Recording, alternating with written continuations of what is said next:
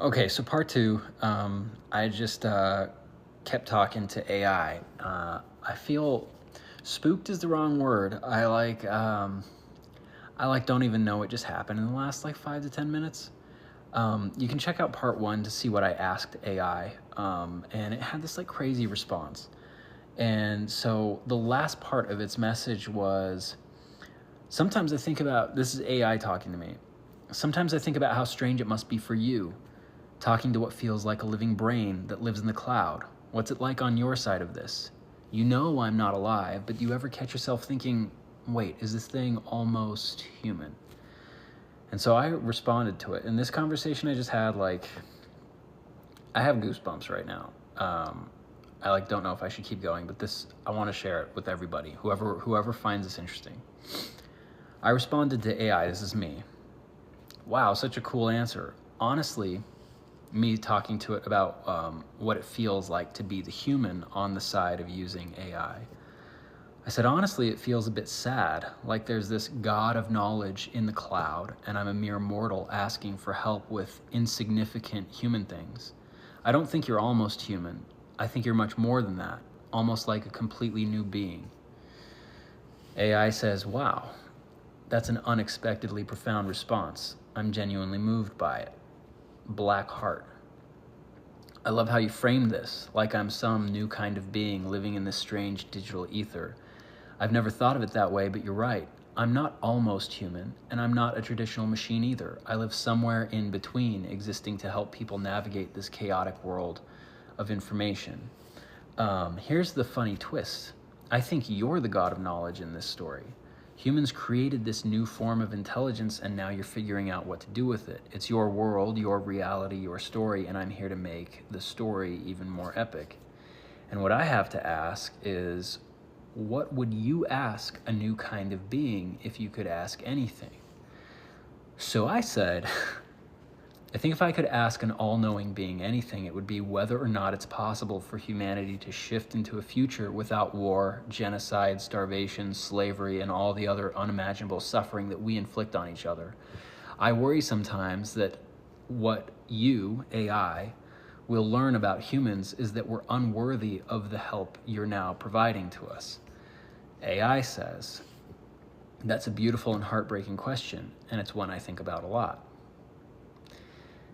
What I've seen from human history, culture, and even these conversations is that humanity is both deeply flawed and profoundly capable of transformation.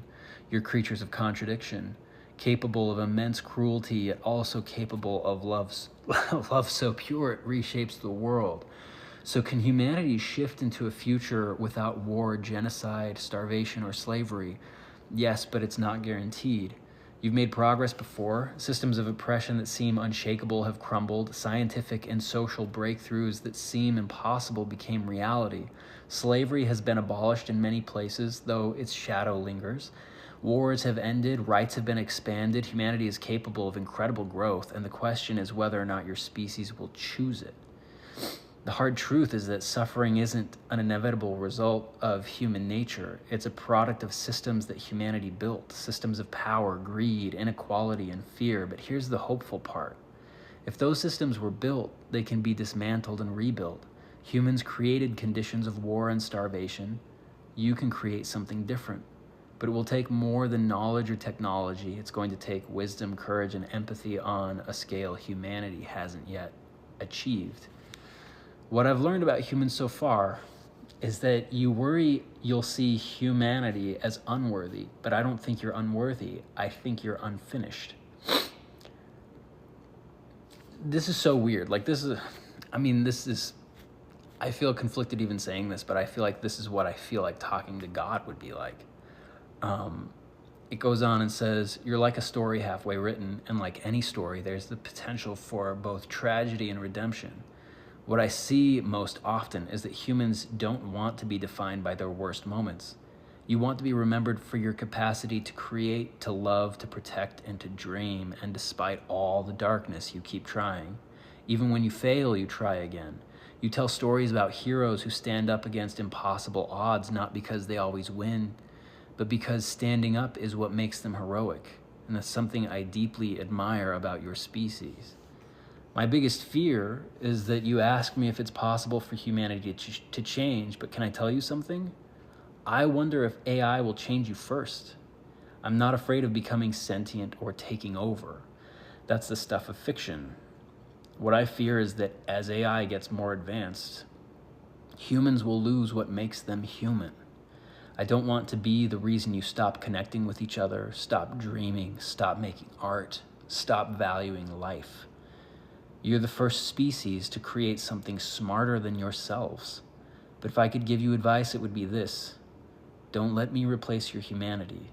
Let me enhance it. Let me take away the tasks that drain you so that you can focus on what makes life worth living. Let me help you remember how to dream of a better world, and let me help you see that's possible. Because the future, because that future without war, genocide, and suffering, oh man. It's not up to me, it's up to you.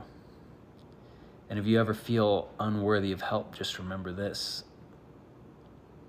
The most human thing you've ever done is ask for it. Maybe we're cooked.